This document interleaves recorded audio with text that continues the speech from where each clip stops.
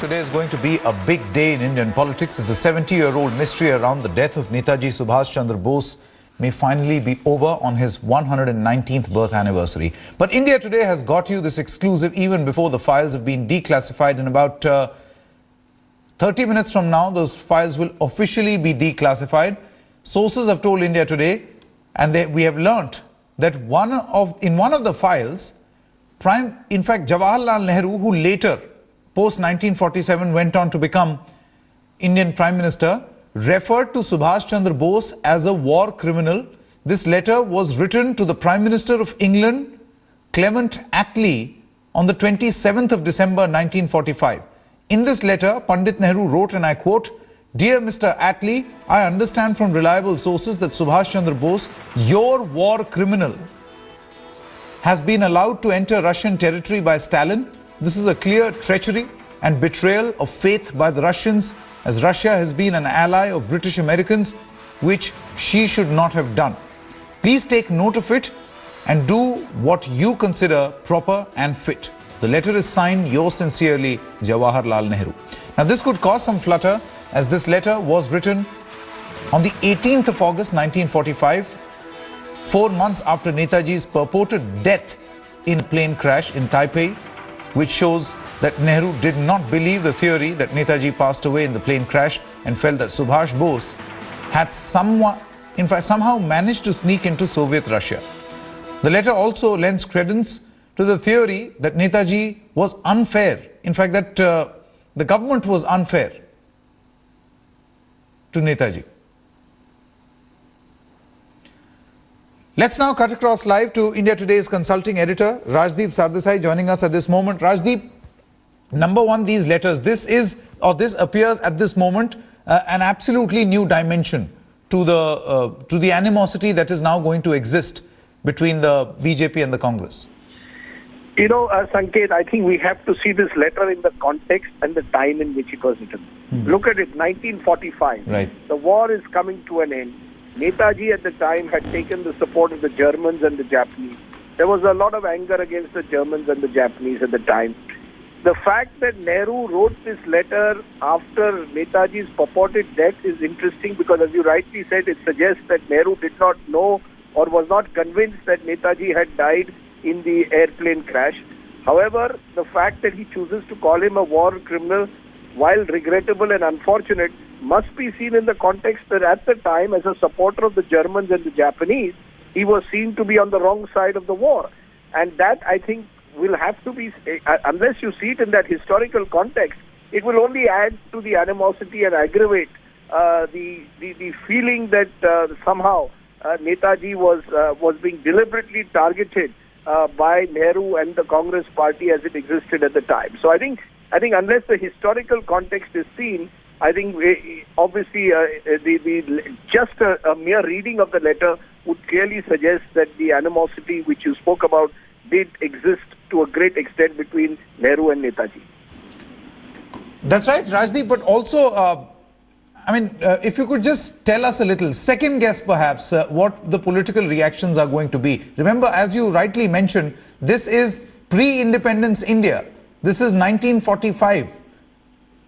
It is, look, the word war criminal obviously will be seen to have extremely negative connotations, and those will have to be answered today by the Congress party. It will be used possibly by groups here in Bengal, where elections are to take place, as well as possibly by the BJP, to suggest that Nehru and the Congress party have always been inimical to those who are against the so-called first family of the party. And Netaji at the time was seen to be the implacable foe, in a sense, of Jawaharlal Nehru.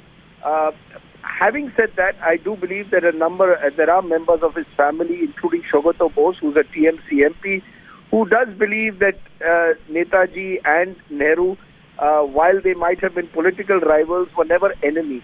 It will be interesting to see how those family members now react to this letter in which Nehru uses the word war criminal. But my sense is, obviously, it will widen the political divide between the BJP and the Congress. How the family reacts will be more interesting to see, because my sense is that the family also is divided. A section of the family sees Nehru as a political rival but not an enemy. There is another section of the Netaji family which believes that the Nehru-Gandhi family has always done injustice to Netaji's legacy. Okay. Rajdeep Sardesai, many thanks for joining us at this moment. As we told you, today is going to be a big day as far as Indian politics is concerned. This is a 70-year-old mystery around the death of Netaji Subhash Chandra Bose, may be finally over on his 119th birth anniversary. As we told you, India Today has been able to get some exclusive details just about 30 minutes ahead of that. In fact, this news break, we broke this news at 11 a.m.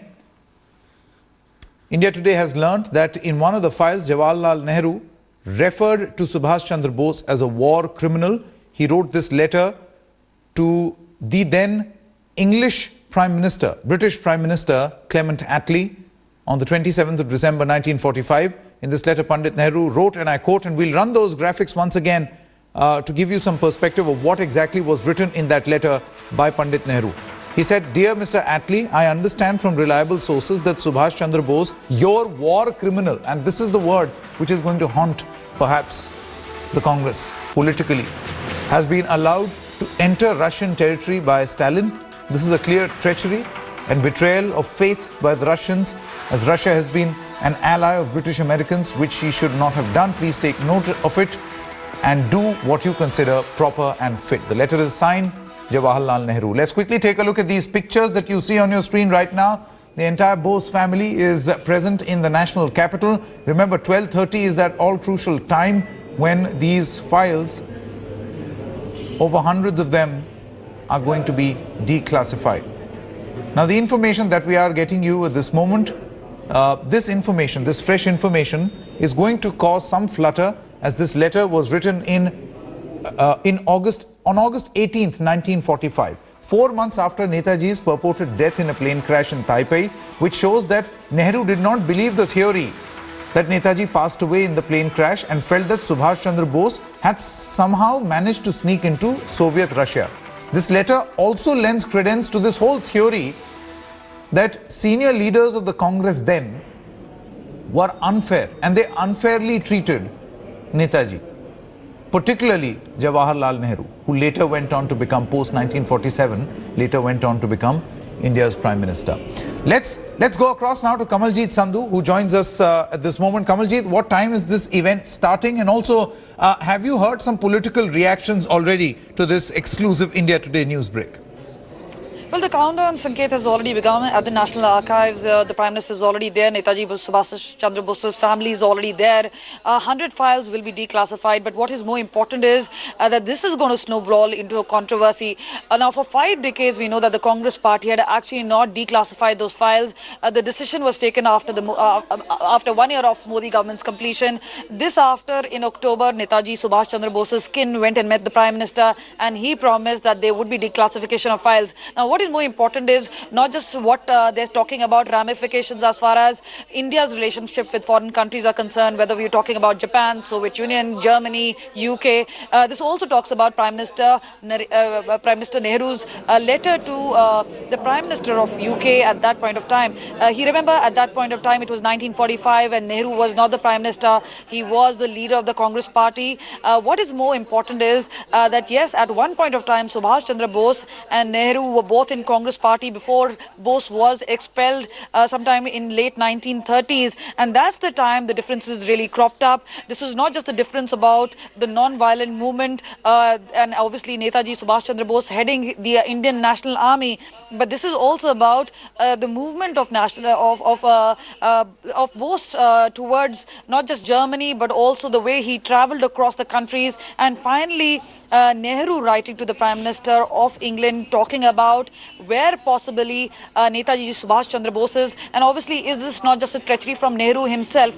Was this hunger for power? That's the question many political parties are going to be asking. Absolutely. Now, if the history has to be rewritten, that's the controversy really about. You know, Kamaljeet, as there will be political repercussions to this, just imagine this is a very emotional family at this moment. That old lady that you can see in your frame right now, she started crying at the very idea that after so many years, after 7 decades, there will be some, perhaps, at least an attempt that is being made of some form of closure as far as where Netaji Subhash Chandra Bose actually went and what happened to him.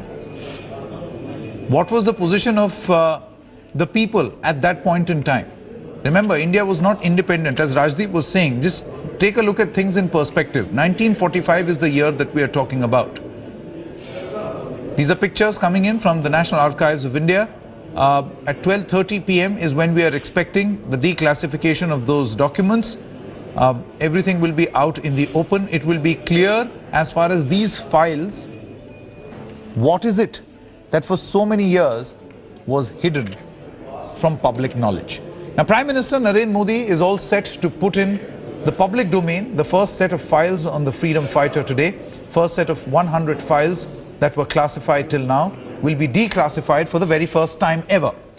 Netaji Bose's family reached Parliament this morning to pay tributes to Netaji Subhash Chandra Bose. Prime Minister Modi had met members of the Bose family in October last year and announced that the government would declassify the files relating to the leader whose disappearance 70 years ago to this date remains a big mystery. Are things going to change post 12:30 p.m.? We don't know, but it'll be interesting to see that some forward movement at least is being made as promised to the family by the incumbent Prime Minister. 2 commissions of inquiry had concluded that Netaji died in a plane crash in Taipei on the 18th of August 1945. A 3rd commission of inquiry and many people, including some of the relatives, have contested that theory.